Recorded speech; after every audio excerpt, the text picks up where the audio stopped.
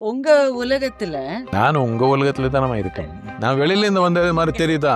இது என்ன ஆயிடுச்சுன்னா, நான் இப்படி இருக்கிறதுனால ஏதோ நான் வித்தியாசமான ஆளுன்னு நினைச்சிட்டீங்க. அப்படி இல்லை.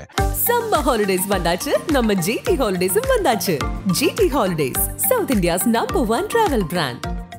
என்கிட்ட சொத்து இருக்குதுன்னு நினைக்கிறீங்க. உங்க நான் சக்தி எடுத்துட்டேன். இப்படி இது பண்ண முடியும் நான் உங்களுக்கு. மீடியாவில் இருந்து வந்தாங்க, என்ன நீங்கள் கிட்னி திருடிட்டு அமெரிக்காவுக்கு எக்ஸ்போர்ட் பண்ணுறீங்களா అని கேட்டேன். நான் இல்லைப்பா, எக்ஸ்போர்ட் பண்ணுறதுக்கு அளவு கிடைக்கல எனக்கு, நான் டெய்லி பிரேக்ஃபாஸ்ட்டுக்கு சாப்பிட்றேன் நான் சொல்லி அனுப்புனேன். அவனை தொடர் குற்றச்சாட்டுகளை கேட்டுக்கிட்டே இருக்காங்க. ஒரு சமயம் திரும்ப திரும்ப ஏதாவது ஒரு பிரச்சனையை பத்தி சொல்லிட்டு இருக்காங்க. எதுலயுமே உண்மை இல்லாமலா இருக்கும், நெருப்பு இல்லாமலா புகையும் அப்படின்னு நினைப்பாங்க தான். அவங்களுக்கு உங்க பதில் என்னவா?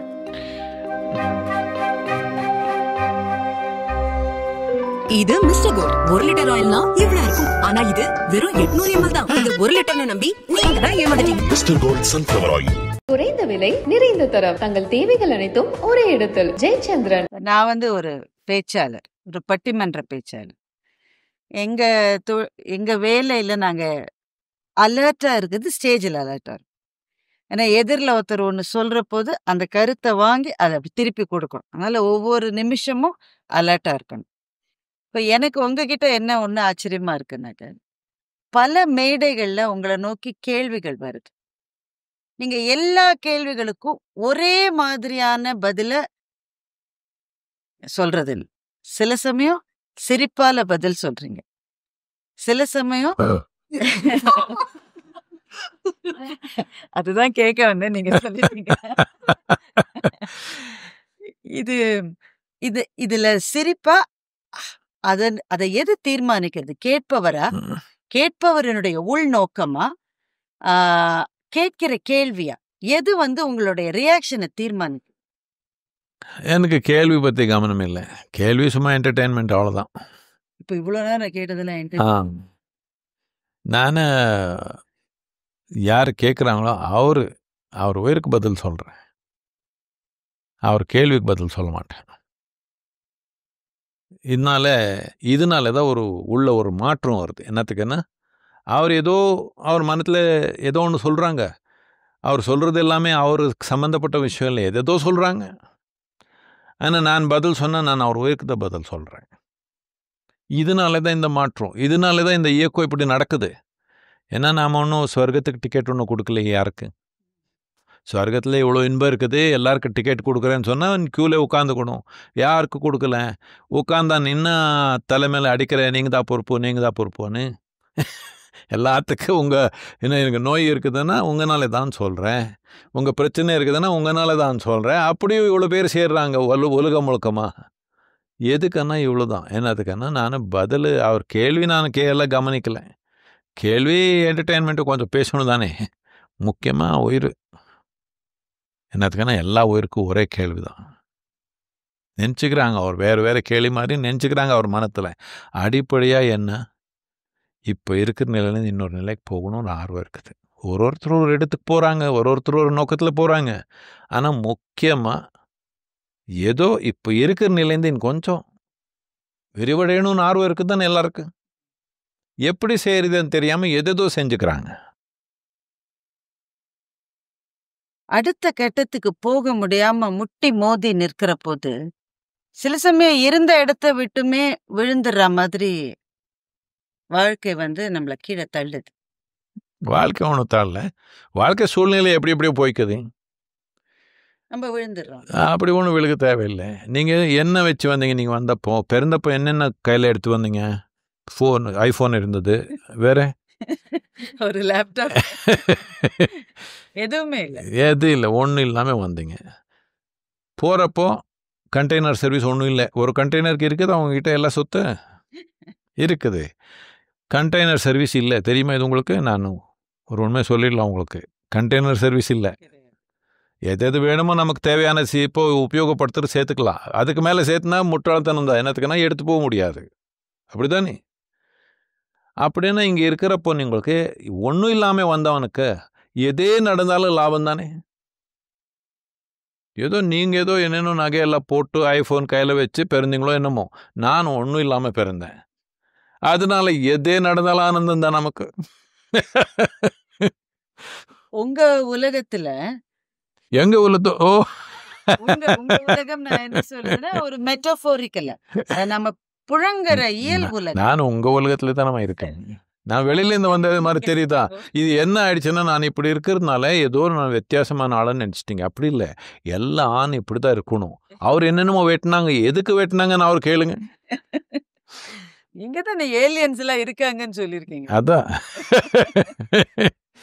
கிடைச்ச வரை லாபம் அப்படின்ற அந்த மனப்பான்மை இருக்குல்ல, அது ரொம்ப அதிகமா நீங்க எதிர்பார்க்கீங்க. உங்களை சுற்றி இருக்கிறவங்க ரொம்ப சாதாரணமான மக்கள் தானே. கிடைச்சி வர லாபம்னா இப்ப நீங்க சொன்னீங்கல்ல, எதுவுமே இல்லாம வந்தேன், அதனால எதெல்லாம் கிடைக்கிறதோ அது எல்லாமே எனக்கு ஒரு மூச்சு எடுத்தாலே பெரிய லாபம் தானே. அது கூட இல்லாம தானே வந்தோம். யாரோ நாலு தட்டினா தானே முதல் மூச்சு வந்தது நமக்கு. இப்போ ஒரு மூச்சு நடந்தாலே பேரானந்தம் நமக்கு. நான் வந்து பக்கத்துல இருக்கிறவங்கள தானே பாக்குறேன், அவங்களோட தானே என்ன ஒப்பிடுறேன். அப்படின்னா உங்களுக்கு என்ன, அவங்க பக்கத்துல இருக்கிறவங்க எல்லாமே உங்களுக்கு மேல கீழே இருக்கணும், அப்போதான் உங்களுக்கு சந்தோஷம். அப்படிதான் ஆயிடுச்சு. ஸ்கூல்ல இருந்தா அப்படிதான் சொல்லி கொடுத்தாங்க. ஸ்கூலுக்கு போனாலும் உங்களுக்கு என்ன சொன்னாங்க, உங்க அம்மா ஃபர்ஸ்ட் வரணும், நீனு மித்த குழந்தைல என்ன ஆகணும்னு சொல்லல, நீ ஃபர்ஸ்ட் வந்துடணும், அவ்வளவுதான். இப்போ அவ்வளவுதான், எல்லார் தலைமையில உட்கார்ந்தாதான் உங்களுக்கு சந்தோஷம். இது என்ன மாதிரி சந்தோஷம்? இது நோய். அப்போ பொருள் உலகத்துல எப்படிதான் முன்னேறுவது? அப்போ நான் மற்ற பிள்ளைகள் எல்லாரும் என்னை விட அதிக மார்க் வாங்கணும்னு என் குழந்தை நினைச்சாக்க, இந்த உலகத்திலேயே வெற்றிகளை தீர்மானிக்கத்தானே வேண்டியிருக்கு. இப்போ இது பெரிய ஆலமரம், இது அது ஒரு மாதிரி வளருது. புல் இப்படி இருக்குது, தென்னை மரம் அப்படி இருக்குது. தென்னை மரம் போய் ஆலமரம் ஆகணும்னா எவ்வளோ அசிங்கமாயிடும். இல்லை, ஆலமரம் போய் அவனு ரொம்ப உயரமாக இருக்கிறானே, நான் அப்படி போகணும்னு போயிட்டான், எவ்வளோ அசிங்கமாயிடும் உலகம். அப்படி வேண்டாம். எல்லா உயிர் எப்படி மலருதோ அப்படி மலரும். முக்கியமானது என்னன்னா, வேறு மூலத்தில் இருந்தால் நல்லதாக வளரும். மூலத்தில் இல்லாமல் வேற எங்கேயோ சமூகத்தில் போட்டிங்கன்னா என்னென்னமோ ஆயிடும், அசிங்கம். அதுக்கு தான் கேட்டேன் நான் முதல்ல, உங்களுக்கு எல்லாத்துக்கும் முக்கியமானது என்ன? இப்போ ரொம்ப புத்திசாலியான கேள்வி கேட்கணுன்றது முக்கியமா, இல்லை உயிரோடு இருக்குங்க அது முக்கியமா? அவ்வளோதானே, அவ்வளோதான் இருக்குது உங்ககிட்ட, வேற ஒன்றும் இல்லை. மித்தது எல்லாம் ட்ராமா. என்கிட்ட சொத்து இருக்குதுன்னு நினைக்கிறீங்க, உங்கள் ஞாபக சக்தி எடுத்துட்டேன். இப்படி நான் இது பண்ண முடியும். நான் உங்களுக்கு உங்கள் ஞாபக சக்தி எடுத்துட்டா, யார் நம்ம கணவன், யாரு நம்ம வீடு, எது என் சொத்து, எது என் பேங்க்ல என்ன இருக்குதுன்னு தெரியுமா உங்களுக்கு? அவர் ஏற்கனவே அவரை நான் மறந்துட்டேன்னு தான் சொல்லிட்டு இருக்கேன். அது வேற விஷயம், நான் அதுக்கெல்லாம் வரமாட்டேன். இப்போ நமக்கு என்ன சொத்து இருக்குதுன்றது சும்மா இங்கே தானே இருக்குது. இது எடுத்துட்டா ஒன்றும் இல்லை, இங்கே உட்காந்தா ஒன்றும் இல்லை, இருக்கிறது உயிர் ஒன்று தான். பட் அது உணரல. அவர் உயிர் எப்படி இருக்குதுன்னு உங்களுக்கு தெரியுமா? தெரியுமா? உங்களுக்கு தெரியாது. இந்த உயிர் எப்படி வச்சுக்கிறதுன்னு கவனம் வச்சுக்கலன்னா இதுதான் ஆகிடும். அது இது வெளியே இருக்கிறது பார்த்து, அவர் துணி பார்த்து, அவர் துணி நல்லா இருக்குதே, நான் அப்படி போட்டிருக்கலாமே, அவர் நகை நல்லா இருக்குதே, அப்படி போட்டிருக்கலாமே, இதிலே உயிர் போயிடும். இதிலே நிறைய பேர் உயிர் விட்டாங்களா இல்லையா? நான் 1-2 பேர் இல்லை, 90% மக்கள் அவர் போட்ட நகை மாதிரி நான் போட்டுக்கணுன்றதுலையே உயிர் போயிடுச்சே இல்லையா? நகை மட்டும் இல்லை, எல்லாத்துல ஸ்கூல்ல இருந்தா ரேங்க்கு, அதில் இருந்தால் இன்னொன்று, ஆஃபீஸில் இருந்தால் ஒரு ப்ரமோஷன், இவ்வளோதான். இன்னொருத்தருக்கு மேலே இருக்கணும். இல்லை, எல்லாம் கீழே தான் போக போகிறோம். இப்போ ஒரே ஒரு விஷயமா மேலே இருக்க முடியும்னா உயிர் தெம்பா புத்துணர்வா ரொம்ப அப்படி வச்சிங்கன்னா மேலே தான் இருக்கிறீங்க. நான் இப்போ ஒரு கேள்வி கேட்கணும். அதானே பண்ணிருக்கீங்க இது வரைக்கும். அதான் செஞ்சுருக்கேன். இந்த கேள்வியை கொஞ்சம் பயத்தோட நான் கேட்கிறேன். இருக்கிற வரை அந்த உயிரை கொண்டாடுவது அவசியம்னு ரொம்ப கொண்டாட தேவையில்லை, உயிரே கொண்டாட்டம் தான். உயிரை கொண்டாடு. அது ஏதோ அவர் பாரதியார் சொன்னீங்களே, பூ மலரான என்ன கொண்டாட்டம் தானே. இந்த மரத்தில் ஒரு பூவுந்தான்னா வேற இருக்குது, ரொம்ப முக்கியமானது. மரம் இருக்குது, இலை இருக்குது, ரொம்ப முக்கியமானது. இது எல்லாம் எல்லாமே அது நடக்காது. பூ வந்துருச்சுன்னா கொண்டாட்டம் நடக்குதுன்னு நமக்கு தெரியும். அதான் சொன்னாங்க பூவான்னு. அப்படிப்பட்ட உங்க உங்களுடைய அந்த உயிர் எல்லாத்துக்குமே முக்கியமானது தானே. உங்களுக்கு ஒரு சிறு உடல்நலக் குறைவு வந்தபோது, அதனுடைய எட்ஜ் மட்டும் அதை ஏன் நீங்க தள்ளி போட்டு நான் எப்பவுமே எட்ஜில் தான் இருக்கிறேன். இந்த தடவை கொஞ்சம் பப்ளிக் ஆயிடுச்சு, அவ்வளோதான். நான் எப்பவுமே எட்ஜில் தான் இருக்கிறேன். இப்படி உட்கார்ந்தாலும் அப்படிதான் எட்ஜில் தான் இருக்கிறேன். ஒரு படி இப்படி இல்லை இல்லை, நீங்கள் சொன்ன கேள்வி எனக்கு புரியுது. இது கொஞ்சம் புரிஞ்சுக்கிறது நீங்கள் கொஞ்சம் வேறு மாதிரி சிந்திக்கணும். இப்போது உயிர் பாதுகாப்பாக வச்சுக்க முடியும், இல்லை வெடியாக வச்சுக்க முடியும். வெடியாக வச்சா கொஞ்சம் அதிகமாக வெடிச்சிருச்சுன்னா முடிஞ்சு போச்சு. இப்போது நிறைய பேர் இருக்கிறாங்க, நம்ம நாகரிகத்தில் நிறைய பேர் இப்படி வந்திருக்காங்க. பால யோகின்னு கேள்விப்பட்டிருக்கீங்க நீங்கள். அவர் எல்லாமே 32 வந்துச்சுன்னா சத்திடுவாங்க.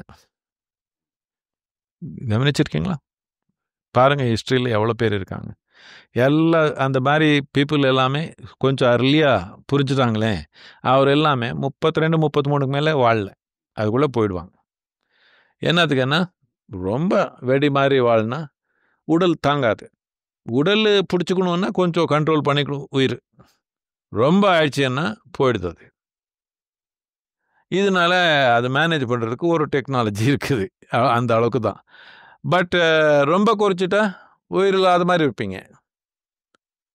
ரொம்ப ஆயிடுச்சுன்னா உடல் தாங்கிக்க முடியாது, போய்டும். ஸோ அதனால சொல்கிறேன், எப்பவுமே நான் எட்ஜு தான். பட் ஒரு தடவை கொஞ்சம் கால் தப்பி அப்படி வச்சுட்டா கொஞ்சம் பிரச்சனை ஆகிடும். விளையாடுறப்போ ஒரு தடவை காலை இப்படி போயிடுது இல்லையா, அப்படி. இங்க இருந்த அந்த தியானலிங்கத்தினுடைய அந்த கோவிலுக்குள்ள போகிற போது சுவர்ல இருந்த சில சிற்பங்கள், அது எல்லாத்துக்கும் இருந்த ஒரு ஒற்றுமை என்னன்னா, கண்ணப்ப நாயனார் இருந்தார், அக்கமகாதேவி இருந்தாங்க. எல்லாத்துக்கும் இருந்த ஒரு ஒற்றுமையா நான் பார்த்தது, அவங்களுடைய உடலை பற்றிய உணர்வை முழுவதுமாக உதறி தள்ளிவிட்டு இறையில் ஐக்கியமான தன்மை. அதுதான் எல்லாத்துக்கும் இருந்த ஒரு ஒற்றுமையா நான் பார்த்தேன். அதை நான் சரியா புரிஞ்சுக்கிட்டு இருக்கேன்னா, அது சாதாரண மானுட வாழ்வில் சாத்தியமா? அவரெல்லாம் இது ஒன்றும் நீங்கள் புரிஞ்சுக்கணும்.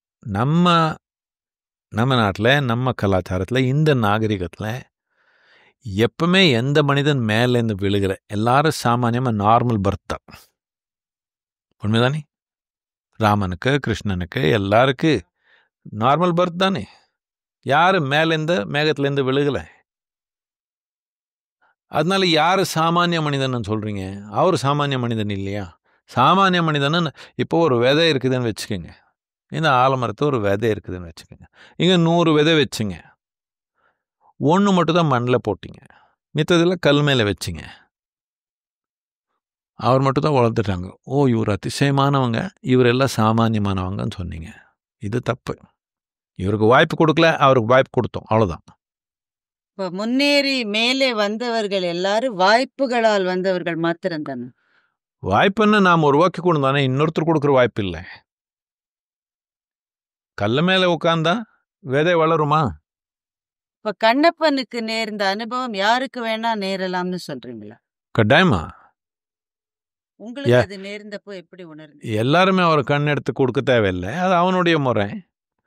எல்லாரும் அப்படி பண்ணிக்கணும்னு தேவையில்லை. அக்கமகாதேவி மாதிரி எல்லாரும் அப்படியே இல்லை, அவர் வாழ்க்கை சூழ்நிலை அப்படி இருந்தது அந்த காலத்தில். உடையின்றி எல்லாவற்றையும் களைந்து போனோன்னா அந்த உடையையும் களைந்து நிர்வாணமா உடல்ன்ற எண்ணம் அவங்களுக்கு இல்லை. அது உண்மைதான். பட் அந்த நிலை அப்படி இருந்தாலும் அப்படி பண்ணியிருக்க மாட்டாங்க. எதுக்குன்னா அந்த காலத்தில் எல்லாமே 14 வயசு அண்ணா மேக்சிமம் கல்யாணம் பண்ணிடுவாங்க. அது சின்னத்துலேருந்து அவருக்கு சிவன் தான் என்னுடைய கணவன்ன்ற அந்த மாதிரி இது இந்த கலாச்சாரத்தில் மட்டும்தான் இருக்குது. என்னென்னா, எது நாம் இறைவன்னு நினைக்கிறோமோ அதுக்கு நாம் குழந்தைய வச்சுக்க முடியும், இல்லை நாம் அவனை குழந்தையா இருக்க முடியும், இல்லை அவனை நீங்கள் கணவனாக பண்ணிக்க முடியும், நீங்கள் மனைவியாக பண்ணிக்க முடியும், நீங்கள் அவனை இறைவனாக பார்க்க முடியும், எப்படி வேணாலும் பார்க்க முடியும். உங்கள் உணர்வு எப்படி இருக்குதோ. முக்கியமானது என்ன, எது இந்த உடல் தாண்டி இருக்குதோ அது கூட தொடர்பு வரணும், அவ்வளோதான். எப்படியோ பண்ணிக்கோ, நீ யோகரத்தோவா போகரத்தோவா, எப்படியோ பண்ணிக்கோ நீனு. முக்கியமானது வளரணும். இப்போ பாருங்க, இந்த மரம் வளர்ந்துருக்குது, இங்கெல்லாம் வேர் விடுது. என்னதுக்கு? எப்படியும் வளரணும்னு ஆர்வம், அவ்வளோதான். வேறு என்ன இப்படி தான் இருக்கணும்னு யாரோ சொல்கிறாங்க. அப்படி இல்லை, அவர் எல்லா இடத்துல வேர் விடுறாங்க. என்னத்துக்கு? எப்படி ஆனாலும் வளரணும். இவ்வளோதான் மனிதனுக்கு. நீங்கள் இது பண்ணி வளர்றீங்களா, அது பண்ணி வளர்றீங்களா, இது முக்கியமானது இல்லை. வளரணும். வளர்ச்சின்னு என்ன? உடல் வளர்ந்துருச்சு, இது முக்கியமானது. நீங்கள் ஒரு குழந்தை இருந்தீங்க, வளர்ந்துட்டீங்க, உடல் வளர்ந்துருச்சு, ரொம்ப முக்கியம். ஏன்னா உடல் வளர்ந்தாதான் மூளை வளரும். இல்லைன்னா வளராது. இது ரொம்ப முக்கியம். நாம் இந்த உலகத்தில் நம்ம பிழைப்புக்கு, நம்ம சாமானிய விஷயத்துக்கு எல்லாமே உடலும் முழுமையாக இருக்கணும், மனம் முழுமையாக இருக்கணும். இதனால் வெறும் பிழைப்பு தான் வரும். பிழைப்பில் நான் உங்களுக்கு மேலே கொஞ்சம் நல்லா பண்ணிக்கலாம், இன்னொருத்தர் எனக்கு மேலே இன்னும் நல்லா பண்ணிக்கலாம். அது அவருடைய உடல் திறமை, மனத்திறமைனாலே எப்படி எப்படியோ பண்ணிக்கிறாங்க. இல்லை அவருடைய ஆர்வங்கள் கூட இருக்குது. ஒருத்தருக்கு திறமை இருந்தாலும் அதை பற்றி ஆர்வம் இல்லாமல் இருக்கலாம். அது விட்டுடுங்க. இது பொருளாதாரத்துக்கு, பொருள் தன்மைக்கு சம்மந்தப்பட்டது. அது நாம் எப்படி வேணாலும் பண்ணிக்கலாம். இந்த உடல் மனம் வளர்ந்தால் இவ்வளோதான் பண்ண முடியும். பொருள் தன்மைக்கப்பட்ட விஷயங்கள் நாம் கொஞ்சம் நல்லபடியாக அரேஞ்ச் பண்ண முடியும். இது எல்லாமே பிழைப்பு தான். ஒரு உணவு சாப்பிட்டாலும் நான் ஒரு உணவு சாப்பிட்றேன், நான் நல்லா தான் இருக்கிறேன். கொஞ்சம் இளைஞராக இருக்கிறவங்க இங்கே 2 உணவு சாப்பிட்றாங்க. இப்போ உங்கள் சென்னையில் இருக்காங்க, 5 தடவை சாப்பிட்றாங்க. இது எது பண்ணாலும் உயிரோடு இருக்கிறது தானே முக்கியமானது. ஆரோக்கியமாக உயிரோடு இருக்கிறது தான் முக்கியமானது. நீங்கள் 10 உணவு சாப்பிட்டு நல்லா இருந்தால் எனக்கு ஒன்றும் பிரச்சனை இல்லை. ஆனால் பிரச்சனை வருது, அது நமக்கு தெரியும். 10 தடவை சாப்பிட்டா நீங்கள் ரொம்ப ஆரோக்கியமாக ஆனந்தமாக இருந்தால் எனக்கு ஒன்றும் பிரச்சனை இல்லை, இருங்க. அதுக்கு என்ன பிரச்சனை? நமக்கு தெரியும் இந்த வளர்ச்சி, உடல் வளர்ச்சி இப்படி மேலே போகிறது நின்றுடுச்சுன்னா கொஞ்சம் உணவு குறைச்சிக்கணும், இல்லைன்னா இப்படி வளர ஆரம்பிச்சிடுவோம். நமக்கு தெரியும் இது. அதனால் உணவு அப்படி மேனேஜ் பண்ணிக்கிறோம். அதே விதமாக நம்ம புத்தி வளரணுன்னா ஏதோ கொஞ்சம் எஜுகேஷன் பண்ணிக்கிறோம், படிச்சுக்கிறோம், இது பண்ணுறோம், சிந்திக்கிறோம், ஏதோ இருக்குது. இது எல்லாமே பிழைப்புக்கு சம்மந்தப்பட்டது. இதில் எல்லாம் ஆன்மீகம் பண்ண முடியாது. ஆன்மீகம்னு இது தாண்டி போகணும், உயிருக்கு சம்மந்தப்பட்டது. எது நீங்கள் சேர்த்துலையோ அது ஆன்மீகம். சேர்த்து இருக்கிறது எல்லாமே பொருள் தானே சேர்த்த முடியும். நீங்கள் சேர்த்த பொருளெல்லாம் இந்த பூமியிலேருந்து தானே வந்தது, வேற எங்கேருந்தா கொண்டு வந்தீங்களா? எல்லாம் பூமியிலேருந்து தானே வந்தது. உங்கள் தாய் கருவிலேருந்து வந்தாலும் அது பூமியிலேருந்து தானே வந்தது. இந்த பூமியில் சேர்த்து வச்சிருக்குது எல்லாமே நாம் உபயோகப்படுத்தணும், முடிஞ்சப்புறம் அங்கே போட்டு போகணும், அவ்வளோதானே. அதுக்கு ஒன்றும் சாய்ஸ் இல்லை, எப்படி எடுத்துக்கிறாங்க. நாம கொடுத்தா நல்லா இருக்கும். இப்போ உங்ககிட்ட ஏதோ ஒன்று இருக்குது, நீங்கள் கொடுத்தீங்கன்னா எவ்வளோ சந்தோஷம் இருக்குது உங்களுக்கு. நாம் பெருச்சி எடுத்து போனால் எப்படி இருக்குது, இவ்வளோதான் சாவும். நாங்கள் சந்தோஷமாக கொடுத்தா ரொம்ப நல்லா இருக்கும். உபயோகப்படுத்திருக்கிறோம், நமது இல்லாதது, நமக்கு சேர்ந்த விஷயம் இல்லை. இது நமக்கு கடிச்சது, நல்லா உபயோகப்படுத்திருக்கிறோம். டைம் வந்தப்போ சந்தோஷமாக கொடுத்துட்டா ஆனந்தமாக இருக்கும். நான் கொடுக்க மாட்டேன் சொன்னால் எப்படியும் பிரித்து எடுத்துக்குவாங்க. வெளியில இருக்கிறவங்களுக்கு, அதான் ஈஷா எல்லா இடத்துலயும் இருக்குன்னு சொல்லிட்டீங்க, இந்த சர்க்கம்ஃபரன்ஸுக்கு வெளியில இருக்கிறவங்களுக்குன்னு எடுத்துக்கங்க. தொடர் குற்றச்சாட்டுகளை கேட்டுக்கிட்டே இருக்காங்க. ஒரு சமயம் திரும்ப திரும்ப ஏதாவது ஒரு பிரச்சனையை பத்தி சொல்லிட்டு இருக்காங்களே, எதுலயுமே உண்மை இல்லாமலா இருக்கும், நெருப்பு இல்லாமலா புகையும் அப்படின்னு நினைப்பாங்க தானே. அவங்களுக்கு உங்க பதில் என்னவா? இப்போ நீங்கள் வீட்டில் சமையல் வச்சாலும் புகை வருது, பூஜை பண்ணாலும் புகை வருது, சுடுகாடுலையும் புகை வருது. எல்லாம் ஒன்றுன்னு நினச்சா அவருக்கு என்ன பண்ணுறது? நாம இவ்வளோ குற்றச்சாட்டு சொன்னால் 30 வருஷத்துலேயும் சொல்லியே இருக்கிறாங்க. எதனால் ஒன்று ப்ரூவ் பண்ணாங்களா? இதான் ஒன்று. நாம் 10,000 ஏக்கரை காட்டை எடுத்துட்டோன்னு சொன்னாங்க. அது எங்கே இருக்குது? காட்டலாமே. எனக்கு 10,000 ஏக்கரைன்னு கொடுக்கலாமே, அது கொடுக்கலையே. சொல்லியே இருக்கிறாங்க. நான் சொன்னேன், நாம் உங்களுக்கு உணவு கொடுத்து இடம் கொடுத்து நாங்கள் உங்கள் எல்லாம் ரூமு எல்லாம் கொடுக்குறேன் நான், நீங்கள் எல்லாம் போய் சர்வே பண்ணிக்கோங்க. 1 இன்ச், 1 ஏக்கரை இல்லை, 1 இன்ச் ஈஷா ஃபவுண்டேஷனு இல்லை காட்டு ஜமீனோ இல்லை இன்னொருத்தர் யாரோ ஒருத்தர் ஜமீனோ ஒரே 1 இன்ச் எடுத்திருந்தா முடிஞ்சிச்சு. நான் திருப்பி என் முகம் பார்க்க மாட்டீங்க, என் குரல் கேட்க மாட்டீங்க, முடிஞ்சு போச்சு. ஏன் வரமாட்டாங்கன்னு கேட்குறேன். சர்வே மேலே சர்வே பண்ணாங்க, டிஜிட்டல் சர்வே பண்ணாங்க இப்போ ரீசெண்டாக. இது எல்லா ஃபாரஸ்ட் டிபார்ட்மெண்ட்டு, கவர்மெண்ட் டிபார்ட்மெண்ட்ஸ் எல்லாமே ஹைகோர்ட்டில் ப்ரெசென்ட் பண்ணியிருக்காங்க எந்த என்க்ரோச்மெண்ட் இல்லைன்னு. முக்கியமானது என்னன்னா, இந்த டிஜிட்டல் சர்வேல தோராயமாக, எனக்கு கரெக்டாக நம்பர் தெரியல, தோராயமாக ஐ திங்க் ஒரு 3/4 ஏக்கருக்கு மேலே நம்ம ஜமீனில் ஃபாரஸ்ட் இருக்குது. ஃபாரஸ்ட்னா ஒரு ரோடு இருக்குது. நம்ம ரெவென்யூ ஜமீனில், நம்ம பேரில் இருக்கிற ஜமீனில் நாம் எது பணம் கொடுத்து வாங்கியிருக்கிறோமோ அதில் தான் ஃபாரஸ்ட் ரோடு இருக்குது. இப்போ நான் ஹைகோர்ட்டு போய் எடுத்துட முடியாது. என்ன பண்ணிக்கிறீங்க நீங்கள்? நான் ரோடு எடுத்துட்டேன், நீங்கள் காட்டில் ரோடு போட்டுக்கணும் திருப்பி. அப்படிலாம் பண்ணல, விட்டுட்டோம். சும்மா சொல்கிறாங்க நான் கிட்னி திருடிட்டேன்னு சொல்கிறாங்க. இது சும்மா சாமானியமாக இல்லை. நானே சிரித்தேன். யாரோ இப்படியே மீடியாவிலேருந்து வந்தாங்க, என்ன நீங்கள் கிட்னி திருடிட்டு அமெரிக்காவுக்கு எக்ஸ்போர்ட் பண்ணுறீங்களான்னு கேட்டாங்க. நான் இல்லைப்பா, எக்ஸ்போர்ட் பண்ணுறது அளவு கிடைக்கல எனக்கு, நான் டெய்லி பிரேக்ஃபாஸ்ட்டுக்கு சாப்பிட்றேன் நான் சொல்லி அனுப்புனேன் அவனை. இது ஏதோ ஜோக் மாதிரி ஆயிடுச்சு.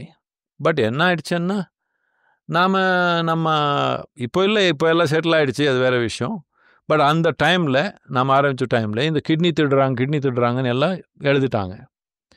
நாம் கிராமத்தில் போய் ஏதோ வேலைக்கு மக்கள் வேணும் இங்கே வேலை பண்ணுறதுக்குன்னா யார் வரமாட்டாங்க. என்ன கிட்னி திருடுவாங்க அங்கே போனான்னு. கிட்னி எங்கே இருக்கிறதுன்னு அவன் மீடியா ஆளுக்கே தெரியல, அவனுடைய கிட்னி எங்கே இருக்குதுன்னு. Most people don't know where their kidneys, you know. So இந்த மாதிரி சொல்லி வந்தே இருக்கிறாங்க. எதனால் ஒன்று ப்ரூவ் பண்ணிடலாமே, இவ்வளோ இருக்குது, போலீஸ் இருக்குது, கோர்ட் இருக்குது, எல்லாமே இருக்குது, ஏதோ ஒரு விஷயம் ப்ரூவ் பண்ணிடலாமே.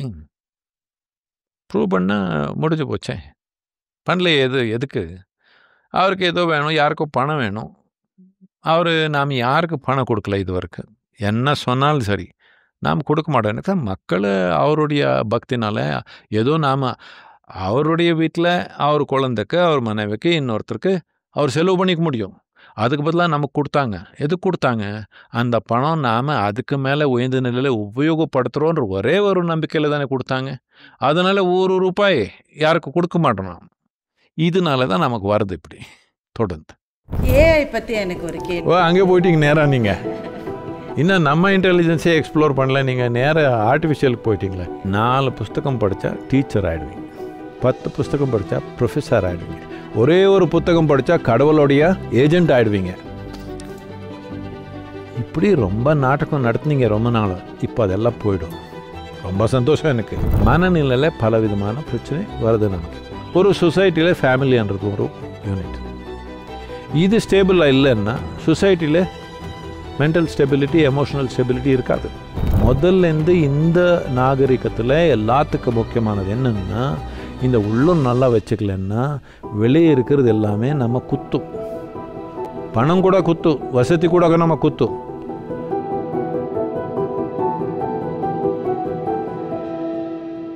சம்மர் ஹாலிடேஸ் வந்தாச்சு, நம்ம ஜிடி ஹாலிடேஸும் வந்தாச்சு. GT holidays, South India's #1 travel brand.